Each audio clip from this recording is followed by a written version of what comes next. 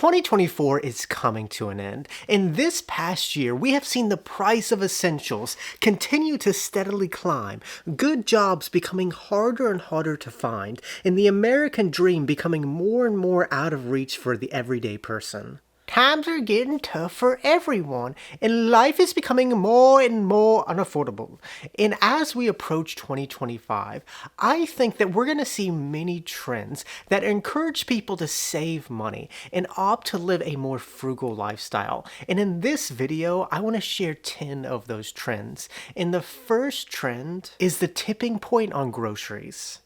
In the past few years, one thing that has drastically increased in price and has hurt many people's budget is the price of groceries. I mean, if you went to the grocery store and had $100 4 years ago, that would get you this many groceries, but nowadays it would only get you this many groceries.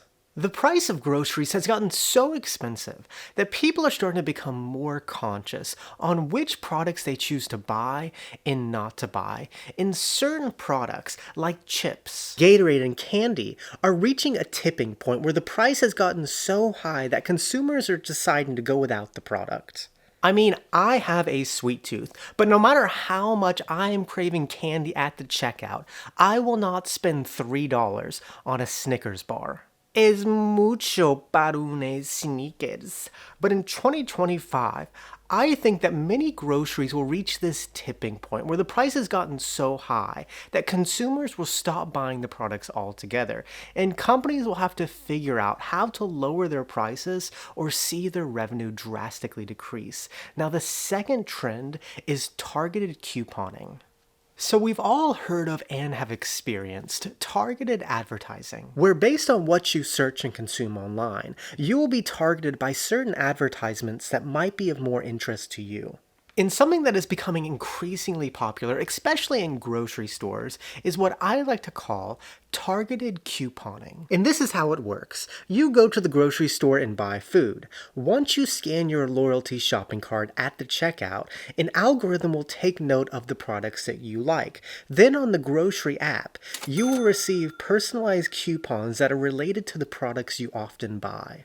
Grocery stores are starting to have more sophisticated algorithms where they know their customers' personal spending habits. And they're using that data to try to get customers to return to their store by offering targeted coupons.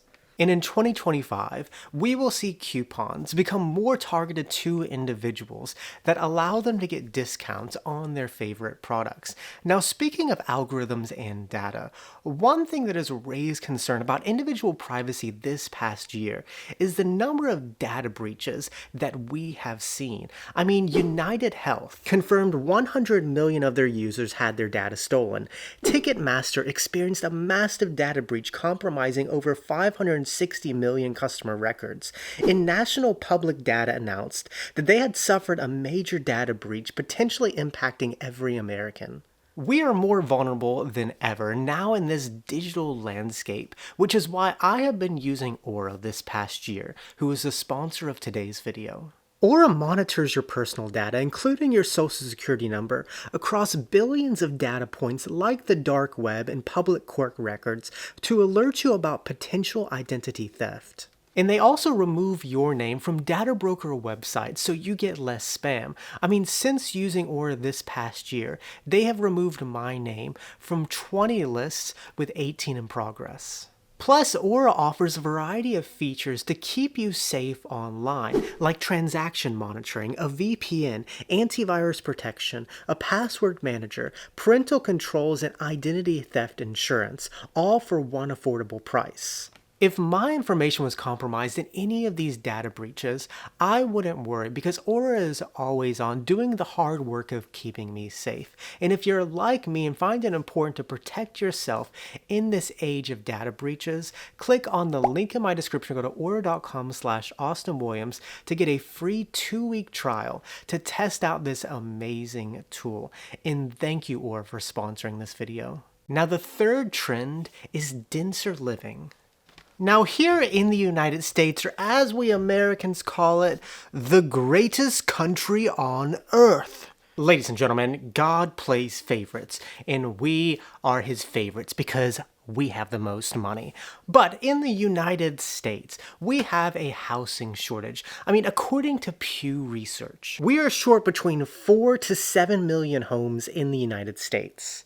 And in response, there has been a construction boom. And if you have been paying attention, one trend that we have been seeing in this construction boom is housing becoming more dense. For example, in the past, houses were spread out and away from commercial areas where you would need to drive a lot. However, nowadays, housing is becoming more dense where people are living closer to commercial areas with more amenities closer by. And this way of living allows people to save more money because there's less dependency on cars, more access to free public spaces, and a stronger community support. In 2025, we will see this trend where housing starts to become more dense, where residential and commercial areas become more connected, and this will allow life to be a little bit easier and a little bit more convenient. Now, the fourth trend is the increased usage of public spaces. Now, to continue on this subject of housing becoming more dense, another related trend that we have seen over the past few years is having overall better public spaces that people actually want to go to. Like pretty greenways that are easily accessible, parks with more amenities, and public spaces hosting more public events. And the cool thing about all these amenities is that they are free. In recent years, we have seen this trend of overall better free public spaces that are attracting more people. Here in Atlanta, they have recently built a 22-mile greenway around the city that allows many people to get out and enjoy the day without spending a lot of money. And of course, a lot of this is gentrification and can cause you to spend a lot more money. However, if you do it the right way, you can enjoy these places completely free. And in 2025, as everything becomes more and more expensive, I think we will see this trend where more people embrace these free public spaces in order to be entertained and not spend that much money. Now, the fifth trend is the decline of eating out. So as I said earlier, when it comes to groceries, there eventually reaches this tipping point where people decide to stop buying certain products. And this also applies to other things, like eating out. For example, we're reaching a point now where eating a meal at a restaurant will cost you about $20, which is becoming the tipping point for consumers where they're deciding to not eat out as much. The price of eating out has gotten so expensive that people are starting to notice, and eating out on the regular is just not affordable to do anymore. And in 2025, we will see the decline of people eating out, and more people are going to decide to cook meals at home and bring food to work in order to save money. 6. The decline of streaming services. In 2025, another industry that we're going to start seeing decline is the streaming industry. When streaming first came out, it was seen as a deal. You can get cable for $100 a month or get Netflix with better programs for $7.99 a month. However, the cost of streaming services is starting to become the same as what cable used to be, because in order to watch everything that you want to watch, you need to subscribe to many services, which is nearing the cost of what cable used to be. As I explained in my consumerism trend video that I made a week ago, the price of Netflix has steadily increased over the last 12 years by 94%. And this is the same with many other streaming services. People are starting to notice that streaming isn't as affordable as it used to be. And we're reaching a tipping point where people are starting to drop services in order to save money.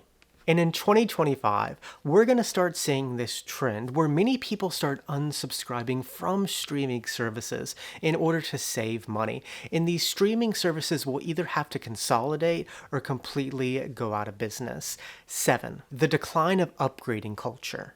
For so long, tech companies have released new versions of their products year after year after year. Since the first iPhone was released in 2007, there have been 37 more versions. And up to this point, there has been a demand where consumers have been lining up every year for the latest version. However, I think that we're starting to see this trend where people are starting to notice that nothing really changes between models. And constantly upgrading is expensive. And instead, people are starting to hold on to their phones until they break. And in 2025, we will start to see the decline of this upgrading culture that tech companies have profited off of for so long. And people will hold on to their things until they break, until it's time to buy a new one. 8. Group vacation cost sharing. Going on vacation is becoming more and more expensive, and one trend that we've been seeing that's combating the rising price of vacationing is what I like to call group vacation cost sharing, which is where a group of friends or family will plan to go on a vacation together, rent a big house, and split the cost of the vacation, making it more affordable. I mean, I did this 2 weeks ago, where me and my family took a trip to Florida, and we all ended up paying just $700 each for a week's vacation with a beautiful view, which is a much cheaper route to take than going on a vacation with a smaller group. And in 2025, I think that we're going to see this trend where people will choose to go on vacations with larger groups in order to save money by splitting the cost of the vacation. Now, the 9th trend is no-spin challenges. So I have been in this YouTube game for 3 years now. And one trend that we're going to see really come to life at the beginning of the year is called no-spin challenges, where you set aside a specific amount of time, like 30 days, and stop spending money on things that are unnecessary. And this helps people save money, break bad financial habits, and pay down debt. No-spin challenges help you reset your financial life after an expensive holiday season. And at the beginning of 2025, we will see so much content of people talking about no-spin challenges. And hey, maybe one of those videos will be mine. Now, the final trend that will impact you in 2025 is young people embracing frugality. Since social media started and influencers started to influence people on what they should be buying, we have seen this level of hyper-consumerism that has become toxic. And one trend that we saw this past year that combated this hyper level of consumerism was called underconsumption core, where people gave tips on how to save money and reduce waste. It was probably the first trend that we ever saw on social media where people embraced living a more frugal lifestyle and trying to save more money. And in 2025, I think we will start to see more trends like this where people opt to live a more frugal, minimalist life. And those are the 10 trends that will impact you in 2025. And with that, muchas gracias. Que tengan un buen día. Nos vemos, chicos.